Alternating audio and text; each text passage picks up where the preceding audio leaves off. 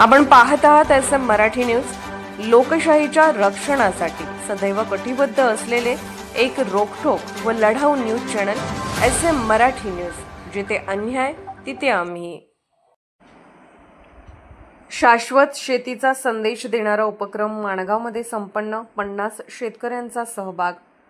भारतीय हरित क्रांतीचे जनक डॉक्टर MS स्वामीनाथन यांच्या जन्मशताब्दी निमित्त महाराष्ट्र शासन कृषी विभाग व कृषी तंत्रज्ञान व्यवस्थापन यंत्रणा यांच्या संयुक्त विद्यमाने शाश्वती दिन हा कार्यक्रम माणगाव तालुका हातकणंगले येथे ग्रामपंचायत हॉलमध्ये उत्साहात पार पडला। हा उपक्रम मुख्यमंत्री प्रशासकीय गतिमान अभियान 2025-26 अंतर्गत राबवण्यात आला। कार्यक्रमाचे आयोजन माणगाव येथील सहाय्यक कृषी अधिकारी श्री उदय विठ्ठल शिवणे यांच्या पुढाकाराने करण्यात आले। या कार्यशाळेस प्रमुख मार्गदर्शक म्हणून श्री ऋषिकेश बसुगडे व श्री शुभम पाटील, सहाय्यक प्राध्यापक कृषी महाविद्यालय कोल्हापूर, कीटकशास्त्र विभाग यांनी शेतकऱ्यांना शाश्वत शेतीचे महत्त्व पटवून दिले। विशेषतः जैविक बुरशी, ट्रायकोडर्मा, कामगंध सापळे, चिकट सापळ्यांचा वापर तसेच जमिनीतील सेंद्रिय कर्ब वाढवण्याचे उपाय याबाबत सविस्तर माहिती दिली।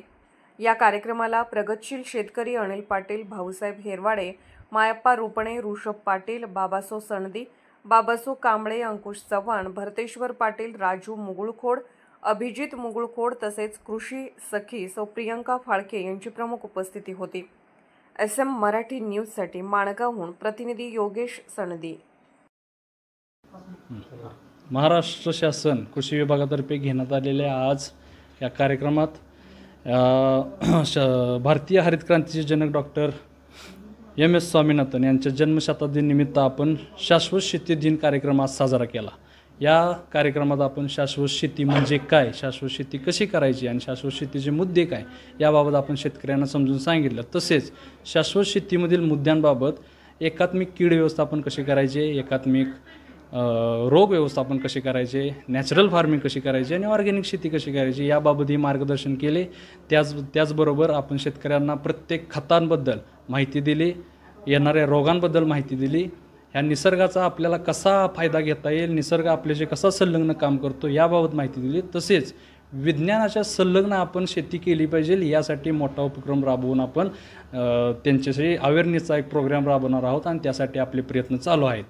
तसेच शेतीमध्ये येणारे रोग, कीड याबाबतचे असणारे शेतकऱ्यांच्या ज्या शंका आहेत त्या शंकेचे निरसनही केले आणि याबाबत ह्यापुढे असे उपक्रम आपल्या महाराष्ट्र शासनातर्फे राबवण्यात येतील आणि शेतकऱ्यांसाठी हा उपक्रम कायम चालू राहील।